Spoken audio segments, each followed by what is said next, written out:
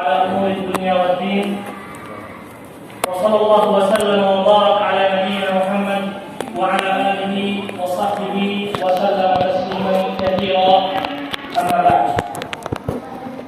Para hadirin dan hadirat, semoga Allah merahmati kita semua. Pertama-tama kita bersyukur kepada Allah Subhanahu wa taala atas nikmat Islam dan iman. Kenapa selalu para asatidzah, para kiai atau para khatib mengingatkan iman? Karena tidak ada satupun anugerah dan nikmat terbaik yang paling bermanfaat yang diberikan oleh Allah Subhanahu wa taala, murni Allah yang memberikan, kecuali nikmat Islam dan iman. Buktinya, di antara bukti konkret bahwa nasab, kecerdasan atau bahkan apapun juga tidak bisa memberi nikmat Islam dan iman, yaitu orang yang hidup bersama Rasulullah SAW satu zaman dengan beliau SAW, bahkan satu keturunan, artinya satu keluarga dengan beliau SAW. Ternyata dengan kedekatan ini tidak menjadikan mereka otomatis diberikan hidayah Islam. Contohnya Abu Thalib. Kedekatan beliau bersama Rasulullah SAW dari segala sisi, zaman dan nasab, tidak menjadikan ternyata tidak otomatis beliau mendapatkan hidayah Islam. Ternyata kita yang jauh hidup dari zaman Rasulullah SAW, jauh dari zaman beliau, kita tidak menyaksikan turunnya wahyu, kita tidak melihat wajah Rasulullah SAW. Tapi di antara miliaran manusia yang Allah ciptakan, Allah pilih kita. Allah pilih kita memeluk agama Islam, dan ini luar biasa. Seandainya Allah tidak memberikan kita apapun kecuali keimanan ini, maka cukup sebagai alasan yang membuat kita harus bersyukur pada Allah Subhanahu wa taala. Bayangkan, tanpa Islam dan iman, seperti apa stresnya kita hidup. Itulah kenapa apapun judul kajian, apapun judul khutbah, yang pertama kali saya diingatkan adalah mensyukuri nikmat Islam dan iman. Rasulullah SAW bersabda, "Qad aflaha man aslama wa ruziqa kafafan wa qanna'ahu Allah bima ata." Sungguh beruntung orang yang masuk Islam atau yang diberi hidayah Islam dan diberikan rezeki yang cukup, dan dia diberi taufik untuk qanaah. Qanaah itu merasa cukup atas apapun yang Allah berikan. Banyak keluhan hidup. Mungkin rezekinya sulit, apalagi di masa pandemi ini.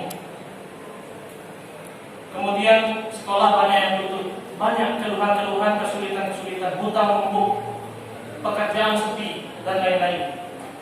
Paling tidak kita punya satu hal yang harus kita syukuri sampai saat ini, yaitu nikmat Islam dan iman. Nikmat Islam dan iman. Para hadirin hadirat, semoga Allah merahmati kita semua. Kemudian kita bersyukur pada Allah atas nikmat sehat, nikmat waktu luang, dan tentunya nikmat masih hidup di dunia ini. Betapa banyak saudara-saudara kita yang hari ini sudah harus kembali kepada Allah Subhanahu wa taala, mempertanggungjawabkan seluruh amal perbuatan. Kita bersyukur dan banyak-banyak bersyukur kepada Allah. Tidak usah nikmat-nikmat seperti ini. Nikmat mata, nikmat telinga, nikmat yang ada dalam tubuh kita. Kalau kita tanya dokter atau yang ada di rumah sakit, itu berapa harganya mata, berapa harganya ginjal, berapa harganya, tidak akan peduli. Ma'asyiral muslimin rahimani wa rahimakumullah ta'ala. kita banyak mengeluh selama hidup di dunia ini karena kita membatasi definisi nikmat itu atau definisi rezeki hanya sebatas uang. Sehingga tidak ada uang berarti tidak ada nikmat. Tidak ada uang tidak ada rezeki. Menyempitkan definisi nikmat dan rezeki hanya sebatas adalah uang. Padahal kalau kita perhatikan lebih dalam lagi, banyak hal-hal yang membuat kita merubah cara pikir kita. Ternyata definisi rezeki itu seperti ini. Ternyata definisi nikmat itu seperti ini. Tidak usah jauh-jauh. Kita ambil contoh. Si fulan misalnya bernama Ahmad, punya rumah 3 lantai. 3 lantai dan fasilitasnya lengkap. Sedangkan Pak Mahmud hanya punya gazebo untuk tempat tinggal. Gazebo apa? Berugat. Hanya terbuat dari kayu. Kalau kita melihat dua ini, yang kita katakan nikmat mana? Pak Ahmad. Karena punya rumah mewah dengan fasilitas lengkap. Dan semuanya mengeluhkan. Kenapa ya? Masya Allah, Pak Ahmad punya rumah mewah. Anak dari dulu kerja nggak punya rumah. Itu keluhan. Allah ubah definisi nikmat dalam beberapa detik. Ketika masih ingat gempa 7, Lombok. Sebelumnya Pak Ahmad sangat menikmati rumahnya dan Pak Mahmud sangat tidak menikmati rumahnya. Ketika Allah menurunkan gempa beberapa detik, siapa yang lebih nikmat? Tidurnya. Berani nggak Pak Ahmad tidurnya di rumahnya 3 lantai? Nggak akan berani. Allah cabut kenikmatan. Mungkin kalau bisa ditukar, Pak Mahmud, kita tukeran selama gempa. Kita tukeran rumah selama gempa. Masya Allah, Pak Mahmud ada gempa ada enggak ada gempa, tetap nikmat. Dan Allah berubah nikmat tersebut. Yang jadinya Pak Mahmud bersyukur kepada Allah dan Pak Ahmad cemas dengan kenikmatannya. Cemas. Contoh kedua, kami pernah satu mobil dengan teman di Jakarta, pengusaha yang subhanallah gajinya luar biasa, artinya penghasilannya luar biasa. Beliau tentu punya sopir.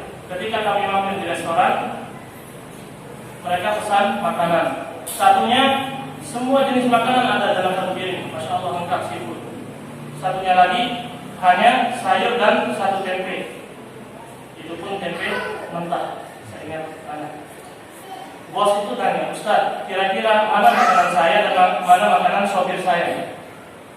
Anak jawab, tentulah bos lebih banyak makanan. Enggak, Ustaz. Ada itu penyakit anak, kolesterol, terus apa namanya, enggak boleh gula, diabetes dan lain-lain, sehingga enggak boleh makan. Uang anak, rezeki sopir anak. Uangnya bos, tadi rezekinya sopir. Uang banyak tidak bisa menikmati rezeki. Ketika itulah definisi nikmat berubah. Dan banyak hal yang sebenarnya harus kita syukuri, namun saat ini kita banyak mengeluh gara-gara kita menyempitkan definisi nikmat hanya sebatas uang. Tidak ada uang, tidak nikmat. Kemudian yang ketiga, ada satu orang yang anaknya 9, setiap hari ribut. Baru dipel rumah sudah berantakan lagi.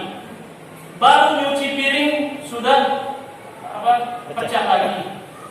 Ribut karena 9 anaknya di rumah.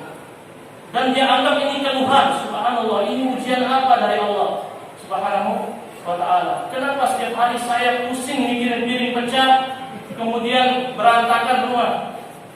Di saat yang sama, orang yang menikah 20 tahun tapi mandul menganggap keributan itu adalah nikmat.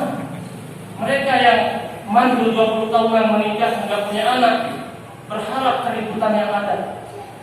Tapi yang punya anak ini melihat yang mandul, masya Allah rumahnya rapi banget, enggak ada pecah piring. Itu lemarinya semuanya rapi. Rumah Masya Allah catnya nggak ada yang coret-coret krayon dan pensil-pensil. Masing-masing mengeluhkan kondisinya di saat kita tidak bisa memahami nikmat Allah Subhanahu wa Ta'ala. Oleh karena itu, kita sedikit akan membahas tentang husnudzanni billahi azza wa jalla. Selalu berprasangka baik kepada Allah Subhanahu wa Ta'ala. Karena prasangka baik ini akan melahirkan rasa syukur kita kepada Allah Subhanahu wa Ta'ala. Bayangkan 24 jam kita hidup suudon prasangka buruk. Prasangka buruk sama manusia aja capek hati kita, apalagi sama Allah Subhanahu wa Ta'ala. Capek, penyakit hati, selalu berprasangka buruk. Melihat orang punya mobil, ini kayaknya mobilnya dari mana? Selalu berprasangka, tertekan hidup. Rata-rata orang sekarang berpenyakit gara-gara tekanan hati. Entah itu dengki, membanding-bandingkan nikmat dengan orang lain, membanding-bandingkan uangnya dengan orang lain, membanding-bandingkan transferan dengan orang lain, dan seterusnya. Sebatas hanya kedagian terhadap urusan dunia. Tidak ada kedagian terhadap hal-hal yang berbau akhirat. Misalnya, kenapa dia selalu di shot pertama saya gak pernah saya dengar imam itu bacaannya apa? Karena saya selalu datang rakaat ketiga atau keempat, atau salam, atau jamaah kedua jadi imam. Tidak ada diri. Bahkan dalam doa-doa kita, coba perhatikan diri kita masing-masing. Tidak perlu saling tunjuk. Ketika kita minta urusan dunia, rumah, atau kendaraan, atau rezeki, subhanallah, khusyuknya luar biasa ketika berdoa. Dan prioritas doa kita dan kekhusyukan hati kita condong kepada urusan dunia. Ketika meminta surga kepada Allah, lewat Allahumma salli ala Muhammad, Allahumma salli ala Muhammad. Lewat, tidak ada kehadiran hati ketika meminta surga kepada Allah SWT. Tidak ada kehadiran hati ketika kita beristighfar kepada Allah SWT. Kita beristighfar lewat aja. Lewat aja. Karena ambisi kita sebatas itu, sebatas ingin meraup seluruh apa yang ada di dunia ini. Ma'asyiral muslimin rahimani wa rahimakumullah ta'ala. Husnudzanni billahi azza wa jalla, berprasangka baik kepada Allah sangat erat kaitannya dengan al-iman bil qada'i wal qadar. Beriman kepada qada dan qadar. Dan beriman kepada qada dan qadar yang jarang sekali dibahas atau jarang sekali kita dengar dan sulit sekali kita praktekkan dalam hidup. Karena ada hal-hal yang sifatnya hanya Allah yang tahu, hikmahnya hanya Allah yang tahu. Adapun kita hanya bisa mengeluh dan mengeluh. Enggak punya anak mengeluh, kapan saya punya anak? Punya anak, ini kenapa nakal banget nih anak? Punya orderan banyak, pusing. Enggak punya orderan, pusing. Apalagi punya banyak perusahaan, pusing. Enggak punya perusahaan, pusing. Semua dikeluhkan oleh manusia. Semua dikeluhkan oleh manusia. Hampir semua sektor kehidupannya dikeluhkan oleh manusia. Jarang ada kalimat alhamdulillah ala kulli hal. Segala puji bagi Allah atas segala keadaan. Jarang sekali. Jarang. Ma'asyiral muslimin rahimani wa rahimakumullah ta'ala. Definisi husnudzanni billahi azza wa jalla yaitu i'tiqadu ma yaliqu billahi ta'ala min asma'in wa sifatin wa af'al wa i'tiqadu ma taqtadihi min atharin jalilah, yaitu meyakini apa-apa yang layak bagi Allah Subhanahu wa taala dalam nama-namanya atau sifatnya atau segala perbuatan Allah. Berarti segala perbuatan Allah kaitannya dengan qada dan qadar. Ustaz, kenapa fulan tidak seganteng fulan? Kenapa fulan tidak setampan fulan? Dan itu semuanya ada hikmahnya. Dan ada. Mustahil Allah melakukan sesuatu tanpa hikmah. Mustahil. Dan ini harus kita yakini. Di antara contoh kita berhusnudzon kepada Allah Subhanahu wa taala dalam asma dan sifatnya. Di antara nama Allah Subhanahu wa taala adalah Ar-Razzaq. Apa artinya Ar-Razzaq? Yang Maha memberi rezeki. Yang Maha memberi rezeki. Yang Maha memberi rezeki. Kita berhusnudzon kepada Allah bahwa nama ini adalah nama yang akan tetap ada sampai hari kiamat, tidak akan berbatas oleh waktu. Sebelum pandemi, nama Allah Ar-Razzaq. Apakah setelah pandemi Allah tidak lagi namanya Ar-Razzaq Al-Fakir, itu bangkrut? Tidak. Sebelum pandemi Allah Ar-Razzaq yang Maha memberi rezeki. Pun setelah terjadinya pandemi wabah ini, Allah tetap Ar-Razzaq yang Maha memberi rezeki. Tidak usah jauh-jauh, sesekali ke pantai, Pak. Di sana kalau paus biru tidak ada di samudera.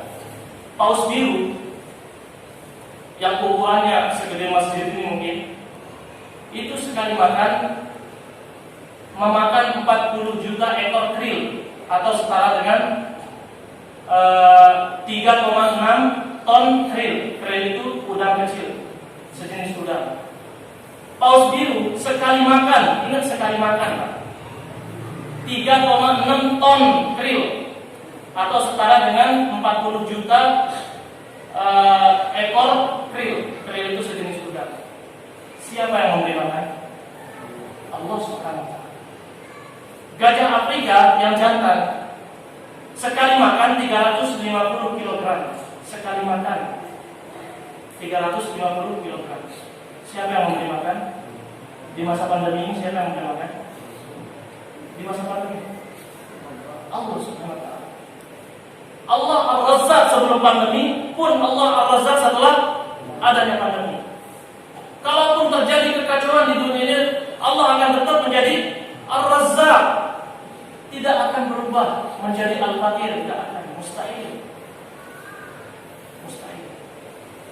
Dan itu baru dua hewan yang kita bicarakan. Dan berapa hewan besar yang ada di samudera, di dalam hutan, seluruhnya Allah jamin makanan mereka, rezeki mereka. Kita yang makannya satu bungkus, keluhannya 1000. Keluhannya 1000. Kenapa kita mengeluh? Karena kita kurang berhusnudzon kepada Allah Subhanahu wa taala. Jangan tanya kenapa pandemi ini terjadi. Tidak usah nanya. Kita harus memikirkan betapa banyak orang yang sebelumnya tidak melihat masjid sekarang merindukan masjid. Betapa banyak orang yang sebelumnya tidak pernah berdoa dengan khusyuk sekarang berdoa. Betapa banyak orang yang sebelumnya setiap hari ke diskotik, sekarang diskotik ditutup. Kemana mereka? Betapa banyak orang yang bangkrut akhirnya menangis di hadapan Allah Subhanahu wa taala. Jangan hanya lihat kerugian uangnya, lihat pelajaran moral dan imannya. Yang barangkali sebelumnya hati kita mati, benar-benar mati. Bahkan sholat pun kita nggak tahu imamnya baca apa tadi dan masbuknya berapa tadi. Akhirnya ngikut sebelah juga lupa masbuknya berapa. Betapa sering kita sholat hanya sekedar gerakan tanpa kehadiran hati. Dan hikmahnya subhanallah, betapa banyak kaum muslimin yang muda yang tua yang akhirnya merindukan masjid, merindukan majelis ilmu, merindukan banyak yang dirindukan dari ibadah-ibadah kepada Allah Subhanahu wa taala. Ma'asyiral muslimin rahimani wa rahimakumullah taala. Di antara nama Allah Subhanahu wa taala selain Ar-Razzaq yaitu Ar-Rahman Ar-Rahim. Ar-Rahman Ar-Rahim. Apa artinya Ar-Rahman Ar-Rahim? Yang Maha Pengasih lagi Maha Penyayang. Sebelum pandemi ini terjadi, nama Allah Ar-Rahman Ar-Rahim. Setelah pandemi, Ar-Rahman Ar-Rahim. Tidak akan berubah. Tidak akan berubah. Jauh berbeda dengan makhluk. Mungkin sebelumnya ada orang kaya yang membiayai hidup kita. Terus setiap bulan ngirimin kita, setiap hari ngirimin kita bantuan, donasi, atau uang atau makanan. Bisa jadi setelah pandemi ini beliau berubah. Kenapa nggak pernah ngirim lagi, Pak? Ini kondisi pandemi ini sepi. Itu manusia. Sedikit aja disentuh sudah nggak nyaman. Semata-mata agar kita semua kembali kepada Allah Subhanahu wa Ta'ala. Ma'asyiral muslimin rahimani wa rahimakumullah. Di antara makna Ar-Rahman Ar-Rahim, Abdullah ibn Mubarak rahimahullah mengatakan, Ar-Rahman idza su'ila a'ta. Ar-Rahim idza lam yus'al yaqdar. Ar-Rahman artinya idza su'ila a'ta. Jika kita meminta kepadanya, dia langsung memberi. Idza lam yus'al yaghdab. Ar-Rahim artinya idza lam yus'al yaghdab. Jika kita tidak pernah meminta kepadanya, dia marah. Itu Allah Subhanahu wa Ta'ala. Di antara firman Allah Subhanahu wa Ta'ala yang sebenarnya satu firman ini cukup membuat kegelisahan semua hilang. Penyakit gelisah. Siapa yang terlilit hutang, gelisahnya hilang. Siapa yang saat ini sepi pekerjaan, tidak ada pekerjaan, masalah hidupnya sudah kayak benang kusut, nggak tahu harus memulainya dari mana. Allah Subhanahu wa Ta'ala berfirman, ud'uni astajib lakum. Berdoalah kepadaku, niscaya aku akan kabulkan. Kalau misalnya ada salah satu pejabat, Pak Gubernur atau Pak Presiden ngantar kita ke mall, misal Pak Ahmad, tafadhol, ambil yang ada di mall ini, terserah antum. Mau ambil mobil, mau ambil motor, mau ambil sepeda, terserah. Nanti ana yang bayar. Kata pejabat, misal ini misal. Sudah ditawarkan dan nanti dibayarkan oleh beliau. Kalau kita mengambil permen, selera kita rendah. Sudah dipersilahkan ambil segalanya, nanti beliau yang bayar, malah kita ambil permen. Ketika Allah Subhanahu wa Ta'ala berfirman, ud'uni astajib lakum, minta kepadaku, aku pasti akan memberi. Pasti akan memberi. Kalau kita minta hanya sepeda kepada Allah, berarti selera kita rendah. Rasulullah SAW bersabda, is'alul firdausal a'la, minta kepada Allah surga firdaus. Kalau bisa minta surga firdaus tanpa hisab, tanpa azab. Jangan nanggung-nanggung. Kalau berdoa itu jangan di awal-awalnya urusan dunia, nanti yang terakhir Rabbana atina.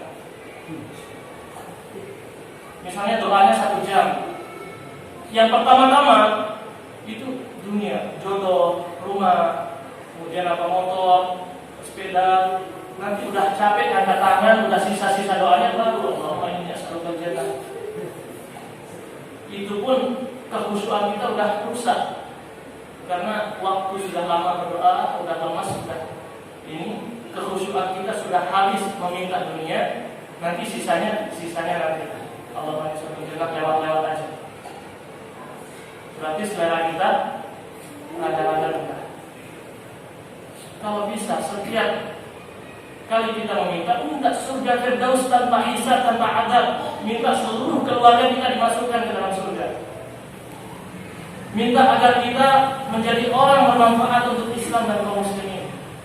Minta agar anak-anak kita menjadi orang-orang yang ikhlas dalam beribadah. Minta agar anak-anak kita, keturunan kita, agar menjadi anak-anak yang soleh.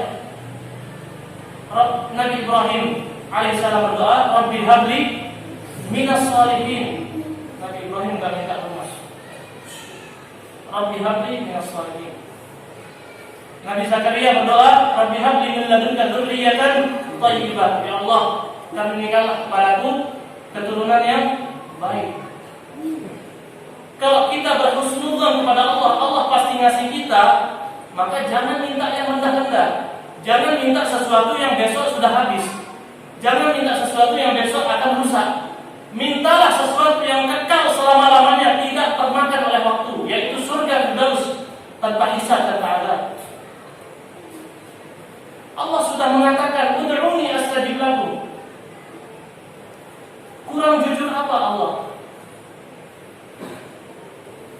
Allah tidak membatasi permintaan. Kalau makhluk beda, ya, sangat beda. Kalau ada orang kaya, kita minta, "Pak, anak minta sesuatu," pasti dibatasi. Ente boleh minta apa aja, yang penting. Nah, kalau udah yang penting banyak syarat-syaratnya dan banyak batasan-batasannya. Ente boleh minta sesuatu ke anak, tapi dengan syarat jangan minta ini dan ini. Ada batasannya. Ada batasannya. Tapi kalau Allah Subhanahu wa taala, "Ud'uni astajib lakum." Ud'uni astajib lakum. Mintalah kepadaku, niscaya aku akan kabulkan. Kenapa kita banyak stres, depresi, tertekan? Bahkan saking tertekannya kita berpengaruh pada kondisi rumah tangga kita. Berantem sama istri, marah sama anak-anak karena pikiran penuh. Karena kita hanya menyelesaikan masalah kita hanya dengan pikiran, tidak berdoa kepada Allah Subhanahu wa taala. Betapa jarang kita melewatkan waktu-waktu mustajab. Padahal bisa jadi kalau doa kita, satu kalimat kita ucapkan doa yang menepati waktu istijabah, bisa jadi Allah langsung saat itu kabulkan. Tapi yang namanya ibadah butuh taufik dari Allah Subhanahu wa taala. Semua ibadah butuh taufik. Sekecil apapun butuh taufik. Taufik itu bimbingan dari Allah Subhanahu wa taala. Bimbingan untuk beribadah itu taufik, hidayah. Buktinya apa? Buktinya adalah apa ibadah yang paling sederhana, yang paling tidak membutuhkan tenaga dan waktu dan uang. Apa? Berzikir kepada Allah SWT. Dengan sederhananya ibadah zikir, tidak butuh waktu, tidak butuh menunggu waktu kosong. Apakah kita semua mendapat taufik untuk berzikir? Tidak. Bahkan pikiran kita hanya penuh dengan grup WhatsApp atau transferan orderan dan lain-lain. Bahkan dalam sholat pun kita hanya mengikuti gerakan imam, mengandalkan imam. Betapa banyak atau seringkali kita sholat tanpa kehadiran hati. Sering itu, sering. Bahkan paling parahnya, na'udzubillah min dzalik. Na'udzubillah, semoga Allah menjauhkan kita dari sifat orang-orang munafik, yaitu apa? Pernah mendengarkan azan ketika kita sedang beraktivitas. Allahu Akbar, Allahu Akbar. Ya Allah. Baru saya ini ada orang, kenapa harus azan? Baru bercengkrama dengan istri, udah azan. Baru bisa tidur, udah azan. Itulah penyakit hati yang harus kita perhatikan bersama-sama. Makanya, ikhwati fiddin, saudara-saudara, bapak-bapak, ibu sekalian, semoga Allah merahmati kita semua. Ada hal-hal yang harus kita perhatikan dalam mengamalkan husnudzon, berprasangka baik kepada Allah Subhanahu wa taala. Yaitu apa? Al-Hasan Al-Basri rahimahullah mengatakan, "Innal mu'mina ahsana dhanna bi rabbih fa ahsana al-amal." Seorang mukmin ketika dia berhusnudzan, berprasangka baik kepada Allah, otomatis dia akan memperbaiki amalan-amalannya. Wa innal fajir, adapun orang yang tidak baik, asa dhanna bi rabbih, dia berprasangka buruk kepada Allah, maka dia memperburuk amalnya. Para ulama mengatakan husnul dhanni huwa husnul amali nafsuhu. Prasangka baik kepada Allah adalah amalan yang baik itu sendiri. Artinya, misalnya ada orang yang ngerampok atau maling. Kenapa ini maling? Maling kotak amal misalnya. Kenapa ente maling kotak amal? Kan Allah Maha Pengampun. Palingan saya diampuni ya. Itu husnudzonnya boleh atau tidak? Tidak boleh, karena husnudzon tidak pada tempatnya. Kalau kita ke bapak kita ambil uangnya 10 juta, kenapa ente ambil uang bapak ente 10 juta? Palingan nanti ayah saya memaafkan. Husnudzon kepada adik atau ayah kita, boleh atau tidak? Tidak boleh. Karena husnudzon huwa husnul amal nafsihi. Prasangka baik adalah amalan yang baik itu sendiri. Ketika kita ingin berprasangka baik kepada Allah, maka kita harus memperbaiki amalan kita. Karena di antara bentuk suudzon, prasangka buruk adalah amalan yang buruk. Ini penjelasan para ulama. Dalilnya dari Abu Hurairah radhiyallahu anhu, Nabi sallallahu alaihi wasallam bersabda, Allah Subhanahu wa taala berfirman dalam hadis qudsi, "Ana 'inda dhanni 'abdi bi." Aku, kata Allah, sesuai dengan prasangka hamba-Ku kepadaku. Wa ana ma'ahu idza dzakarani. Dan aku akan selalu bersamanya ketika dia mengingatku. Allah gandengkan antara zikir dengan husnudzon, antara amal dan amal saleh dengan husnudzon kepada Allah Subhanahu wa taala. Maka jangan salah tempat dalam husnudzon. Ini yang menjadi dalil bahwa husnudzon itu harus dibarengi dengan amal saleh. Para ulama menjelaskan, anna husnudzon billahi ta'ala la yakunu ma'ahu tarku wajibin wala fi'lu maksiatin. Tidak dikatakan husnudzon kepada Allah orang yang terus-terusan bermaksiat, tidak membenahi diri, padahal ada kesempatan membenahi diri, atau dia meninggalkan hal-hal yang wajib dengan anggapan Allah segera mengampuni. Kita boleh husnudzon kepada Allah kapan? Ketika kita beristighfar dan bertaubat. Ingat, dengan syarat harus jujur.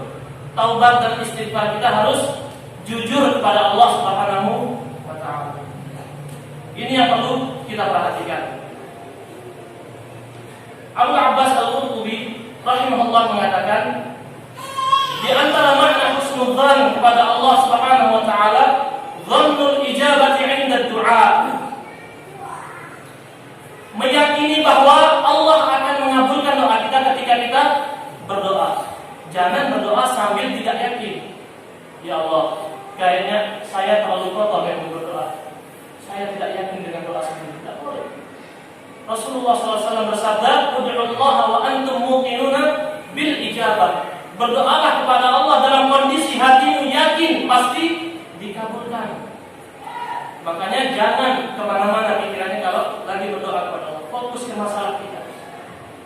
Fokus ke apa yang kita minta kepada Allah Subhanahu wa ta'ala. Dan tidak boleh berputus asa. Di antara penghalang terkabulnya doa adalah kalimat, saya sudah berdoa berkali-kali tapi tidak dikabulkan atau belum kunjung dikabulkan. Bisa jadi tertundanya doa-doa kita dikabulkan karena Allah ingin menghindarkan kita dari musibah yang senilai dengan doa itu atau musibah yang lebih besar dari itu. Kita minta rumah, nggak dikasih oleh Allah. Kita minta apa misalnya? Minta punya anak, sudah bertahun-tahun nikah tapi nggak punya anak. Kita nggak dikasih oleh Allah SWT. Bisa jadi untuk mengganti takdir kanker kita. Kalau doa itu dikabulkan, maka kita diberi penyakit yang lain. Dan selalu ada hikmah di balik takdir Allah Subhanahu wa taala. Dan dalam satu kaidah para ulama menyebutkan, innallaha yu'amilu 'abdahu bil 'adli wal fadl. Sesungguhnya Allah memperlakukan hambanya dengan keadilan dan fadl. Fadl itu karunia. Apa bedanya adil dan fadl? Adil dan fadl bedanya, kita berikan contoh. Kalau ada satu bos yang memiliki 10 orang anak buah, masing-masing anak buah gajinya 5 juta per bulan. Ternyata di antara 10 orang anak buahnya ini,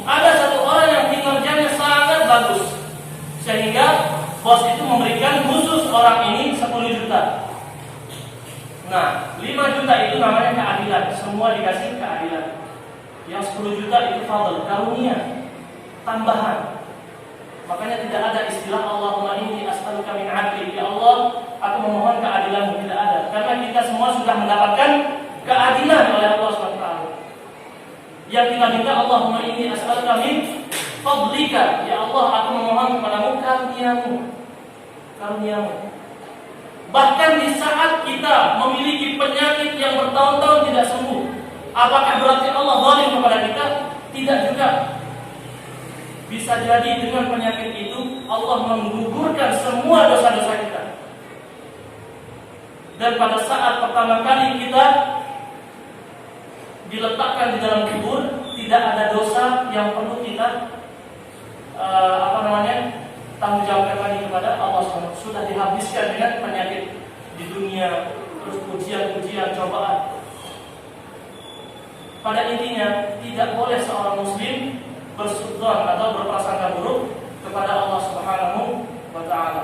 Allah Subhanahu wa taala berfirman, "Qala wa man yaqnut min rahmati rabbih illa dhallun." Tidak ada yang berputus asa dari rahmat Allah kecuali orang-orang yang tersesat. Dalam ayat yang lain Allah Subhanahu wa taala berfirman, "Wala tayasu min ruhillah." Jangan pernah berputus asa dari pertolongan Allah, tidak boleh. Hari ini dikabulkan, belum dikabulkan, besok berdoa lagi. Belum dikabulkan, berdoa lagi. Belum dikabulkan, berdoa lagi. Barangkali doa-doa kita yang tidak dikabulkan dinikmati oleh anak cucu kita atau negara Indonesia. Kita tidak tahu. Kita tidak tahu. Dan jangan pernah pelit membagi-bagi doa. Di antara sebab terkabulnya doa kita adalah mendoakan saudara kita tanpa sepengetahuannya. Ustaz, nanti kalau ada doa untuk beliau yang kaya akan enggak? Allah tidak sepelit itu. Allah tidak sepakir itu. Malaikat akan mendoakan, engkau akan diberikan semisal dengan doa untuk saudaramu. Jangan sambil dengki berdoa. Ya Allah, saudara saya sedang kesulitan, berikanlah rezeki kepadanya, berikanlah kemudahan. Sebentar. Kenapa anak berdoa? Nanti dia diberi rezeki anak melamar. Jangan pernah berpikir seperti ini ya teman. Jangan samakan Allah dengan makhluknya. Tidak boleh. Justru itulah cara kita agar doa kita cepat dikabulkan. Doakan, Allahumma ighfir lil muslimina wal muslimat. Ya Allah, ampunilah dosa-dosa kaum muslimin. Dengan sebab itu setiap seorang mukmin yang diampuni dosanya pun akan diampunkan dosa kita. Dan berapa kaum muslimin yang kita doakan Allahumma ighfir lil muslimina wal muslimat. Kita enggak pernah doakan. Dan ini bentuk husnuzan kita kepada Allah Subhanahu wa taala. Ma'asyiral muslimin rahimani wa rahimakumullah ta'ala. Dalil bahwa di antara penghalang terkabulnya doa yaitu mengatakan kenapa tidak dikabulkan doa itu, yaitu Rasulullah SAW bersabda, "Yustajabu li ahadikum ma lam ya'jal." Doa kalian pasti dikabulkan selama dia tidak terburu-buru. Yaqul, "Da'awtu falam yustajab li." Aku sudah berdoa tapi belum dikabulkan. Ngeluhnya bukan dalam hati di Facebook, ngeluhnya di Instagram. Aku kecewa dan aku sakit hati. Ngeluhnya di Instagram atau Facebook. Rasulullah SAW bersabda, "Ma min muslim yad'u bi da'watin laysa fiha ithmun wala qati'atu rahim illa a'tahu Allah biha ihda thalath. Imma an tu'ajjala lahu da'watuhu wa imma an yudakhkhiraha lahu fil akhirah wa imma an yasrifa anhu min as-su'i mithlaha." Dari Abu Sa'id Al-Khudri radhiyallahu anhu, Nabi SAW bersabda, tidaklah seorang muslim berdoa dengan suatu doa yang tidak mengandung pemutus silaturahmi dan tidak mengandung dosa kecuali Allah akan kabulkan dengan satu di antara 3 bentuk pengabulan. Yang pertama adalah langsung dikabulkan permintaannya. Yang kedua, kalau tidak langsung dikabulkan permintaannya, maka doa tersebut menjadi tabungannya di akhirat kelak. Atau bentuk yang ketiga adalah Allah menghindarkan kita dari musibah yang semisal dengan agungnya doa tersebut. Kita berdoa kepada Allah, ya Allah, mudah-mudahan banyak yang laku hari ini, banyak orderan. Ternyata tidak ada orderan. Seandainya ada orderan, kita kecelakaan pas ngantar orderan. Dan seperti itu. Kemudian para sahabat berkata ketika Rasulullah SAW bersabda hadis ini, "Idza nufir qala Allahu akbar." Wahai Rasulullah, kita memperbanyak doa bagaimana? Allahu akbar. Allah akan memberikan lebih lagi. Bisa jadi Allah memberikan 3 bentuk pengabulan, dan Allah sangat mampu memberikan kita 3 bentuk pengabulan. Jadi jangan pernah lemah terhadap doa. Jangan. Mau apapun yang terjadi di luar sana, kesulitan apapun, mau apapun yang kita gelisahkan, berdoa kepada Allah, minta. Jangan sombong, jangan kita sombong. Mampu menyelesaikan masalah, tapi tidak pernah berdoa. Dan ini subhanallah, banyak kaum muslimin yang stres, bahkan bunuh diri di masa pandemi ini karena stres, pikiran penuh, jalan buntu, nggak tahu harus kemana. Dia lupa setiap hari khatib atau ustaz membaca ud'uni astajib lakum. Allah berfirman, berdoalah kepadaku, niscaya aku akan kabulkan. Bapak Ibu sekalian, para nabi dan rasul terdahulu banyak hal-hal yang lebih mustahil daripada sekarang, tapi keimanan mereka membuat mereka tetap berdoa kepada Allah meskipun di depan mata mereka kemustahilan. Contohnya apa? Perang Badar, jumlah kaum muslimin 300-an. Jumlah orang-orang kafir musuh berapa? 1000-an. Akal mana yang mengatakan 300 menang dengan 1000? Kecuali karena keimanan para sahabat yang kuat berdoa meminta pertolongan kepada Allah. Contoh yang kedua, ketika Nun, Nabi Yunus alaihissalam ditelan ikan paus. Akal siapa yang mengatakan orang yang ditelan ikan paus akan hidup? Akal mana yang mengatakan? Tapi terpecahkan oleh keimanan Nabi Yunus berdoa kepada Allah, La ilaha illa ant, subhanaka inni kuntu minadh dhalimin. Apa jawaban Allah? Fastajabna lahu wa najainahu minal gham. Kami kabulkan doanya dan kami selamatkan dia dari kesulitannya. Gham artinya syiddah, kesulitan Nabi Yunus. Coba, akal mana yang mengatakan orang ditelan ikan paus terus selamat? Enggak akan ada. Kemudian contoh ketiga, Nabi Musa alaihissalam dikejar oleh pasukan Fir'aun, pada akhirnya sampai di tepi pantai. Kaumnya mengatakan apa? Inna lamudrakun. Wahai Musa, kita akan tertangkap. Inna lamudrakun. Kita akan tertangkap oleh pasukan Fir'aun. Apa kata Nabi Musa alaihissalam? Saking besarnya kuatnya husnudzan kepada Allah, kalla, sekali-kali tidak. Inna ma'iya rabbi sayahdin. Bersama kita ada Allah subhanahu wa ta'ala yang akan menunjuki kita jalan. Maka Allah menyelamatkan Nabi Musa dengan sesuatu yang menurut manusia mustahil dilakukan oleh manusia, tapi Allah mampu. Lebih mustahil mana? Kondisi mereka atau kondisi sekarang ini? Kondisi orang-orang terdahulu. Kondisi orang-orang terdahulu. Kita alam dulu, insyaallah.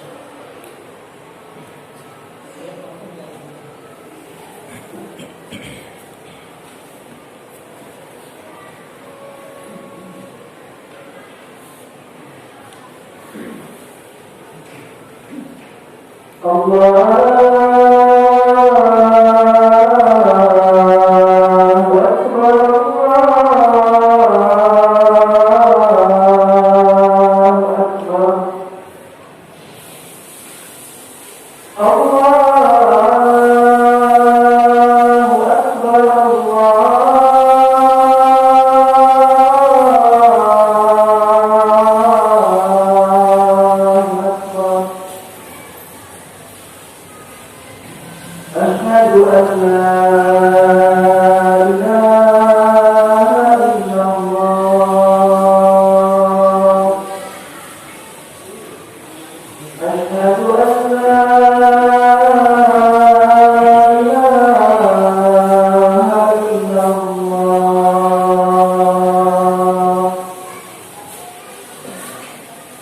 أشهد أن محمدا رسول الله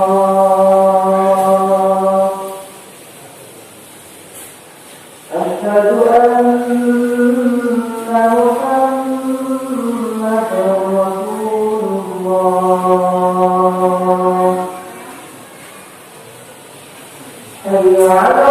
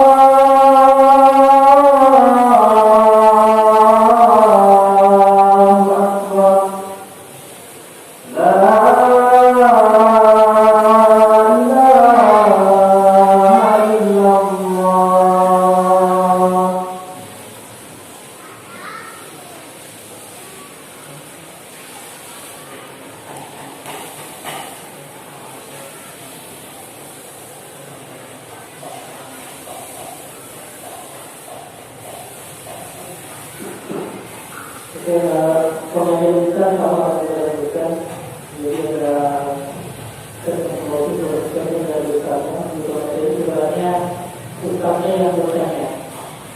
Nah, hadiahnya cuma satu infonya cuma satu.